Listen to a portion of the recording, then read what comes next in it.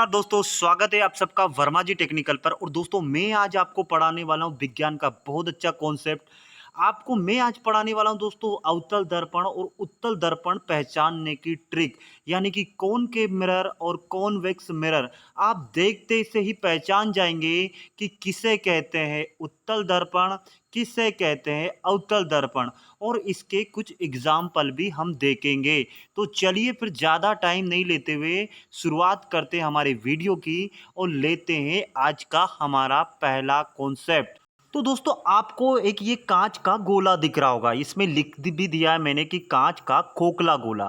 खोखला गोले का मतलब क्या होता है दोस्तों कि ये जो गोला है कांच का, ये अंदर से पूरी तरह से खाली है, खोखला है, इसमें कुछ भी नहीं है। इसके बाद हम क्या करते हैं कि इस गोले के हम कर देते हैं दो भाग। दो भाग मतलब इस गोले को हमने बीचों बीच से काट दिया और इसके दो टुकड़े कर दिए। कितने टुकड़े कर दिए? दो टुकड़े। पहला टुकड़ा ये हो गया, दूसरा टुकड़ा ये हो गया। अब ये अभी तक तो कांच था, अब हम क्या करते हैं, पहला वाला गोला लेते हैं और इस गोले के अंदर की तरफ यानी कि इस तरफ इस वाली सतह पे पेंट कर देते हैं। पेंट आप जानते हो ना किसका करते हैं, एल्युमिनियम का करते हैं या सिल्वर पेंट कर देते हैं। तो इससे क्या होगी कि जो दूसरी वाली सतह होगी जिस पे हम पेंट नहीं करेंगे वो चमकने लगेगी। चमकने लगेगी यानी कि वो परावर्तन का काम करने लगेगी और उसमें हमारा चेहरा दिखाई देगा। यानी कि जो अब ये वाली सतह बची हुई है, अब ये चमकने लगेगी। इस वाली चमकने वाली सतह को हम क्या बोलते हैं?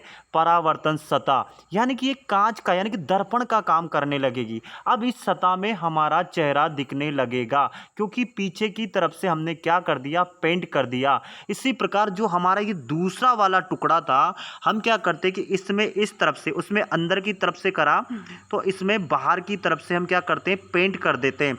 तो ये मैं आपके सामने पेंट कर रहा हूँ, आप ये मत देखना सर इतनी ख़राब पेंटिंग कर रहे हो आप, है ना। हम यहाँ पे कोई चित्रकला नहीं कर रहे, हम सिर्फ आपको बताने के लिए ऐसा कर रहे हैं ना। तो हमने क्या करा कि इसको बाहर की तरफ से पेंट कर दिया। तो अब इसकी चमकने वाली सतह कौन सी होगी? तो जो अंदर वाली जो सतह है ये क्या होगी? चमकने वाली सतह होगी। इसमें हमारा चेहरा दिखाई देगा या कोई भी वस्तुएं दिखाई देगी, क्योंकि इस वाली सतह पे तो हमने पेंट कर दिया, है ना। इस वाली सतह पे तो हमने पेंट कर दिया, तो ये तो अब चमकेगी नहीं क्योंकि ये तो खुरदरी सतह हो गई। और चमकीली वाली सतह कौन सी रह जाएगी? ये अंदर वाली, इस वाले के लिए, और इसके लिए ये बाहर वाली। तो अब ये एक कांच का काम, एक दर्पण का काम करने लगेगी, एक मिरर की तरह काम करने लगेगी ये दोनों सतहें। अब इससे आपको कैसे पहचानना है कि किसे कहते हैं उत्तल दर्पण और किसे कहते हैं अवतल दर्पण, अब मैं बताने वाला हूं आपको ट्रिक। अब दोस्तों आप ये पहला वाला टुकड़ा ध्यान से देखो, जो हमने इस गोले के दो टुकड़े करे थे ना, इस पहले वाले को ध्यान से देखो। तो दोस्तों इसकी जो परावर्तन सतह है वो आपको कैसी दिखाई दे रही? थोड़ी सी उभरी हुई दिखाई दे रही, थोड़ी सी उठी हुई दिखाई दे रही, है ना। थोड़ी सी ऊपर की तरफ उभरी हुई है ना, ऐसे है ना, ये देखिए उभरी हुई सतह है ना, थोड़ी सी उठी हुई है, उभरी हुई है। तो ऊ से उठी हुई, ऊ से उभरी हुई सतह, तो ये वाला दर्पण हो गया हमारा ऊ से उभरी सतह, उठी सतह, यानी कि उत्तल दर्पण। उससे उत्तल व उठा हुआ तल यानी कि उत्तल दर्पण, ये दर्पण का तल है ना। इसी प्रकार ये देखो हमारे अंदर वाला तल है, तो आ से अंदर और आ से अवतल, ऐसे करके आप याद रख सकते हो ना भाई। आ से अंदर की ओर है ये तल, अंदर की घुसा हुआ तल है ना, ये अंदर घुसा हुआ है ना। तो आ से अंदर वाला तल यानी कि अवतल, ऊ से उठा हुआ तल यानी कि उत्तल। आप बड़ी आसानी से पहचान कर पाओगे कि किसको उत्तल कहते हैं और किसको अवतल कहते हैं। यहां तक बात समझ में आ गई? समझ में आ गई ना। अब आप बोलेंगे अब इंग्लिश वाले के लिए क्या?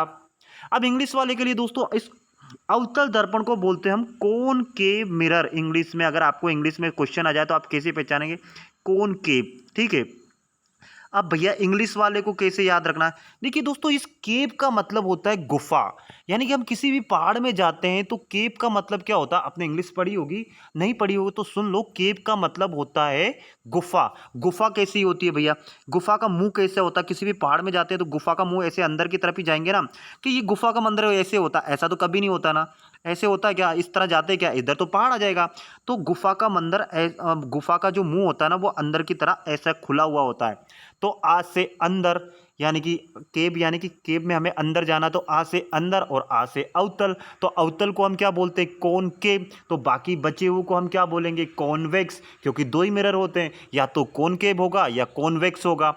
अब आपका एग्जाम्पल आप सुनो। आपने जो गाड़ी का जो साइड वाला मिरर देखा, जो साइड वाला जो दर्पण होता है, चाहे बाइक ले लो, कार ले लो, आप मार्केट में जाते हो और पीछे आता हुआ वाहन आपको दिखाई देता है, तो वो वाला दर्पण कैसा होता है? तो वो वाला होता है दोस्तों उत्तल दर्पण। क्यों? क्योंकि उस कांच को आप ध्यान से देखना, वो थोड़ा सा उठा हुआ होता है। आप गाड़ी के कांच का जो दर्पण होता है ना, जो पीछे भीड़-भाड़ आप देखते हो ना, उसको अच्छी तरह से टच करके देखना, वो थोड़ा-सा उसका तल है ना, थोड़ा-सा उठा हुआ दिखाई देगा, और उसमें हमें क्या है, जो प्रतिबिंब बनता है, यानी कि जो पीछे की जो इमेज बनती है, वो छोटी-छोटी बनती है, ताकि हम दूर-दूर तक की भीड़-भाड़ उस कांच में देख सकें।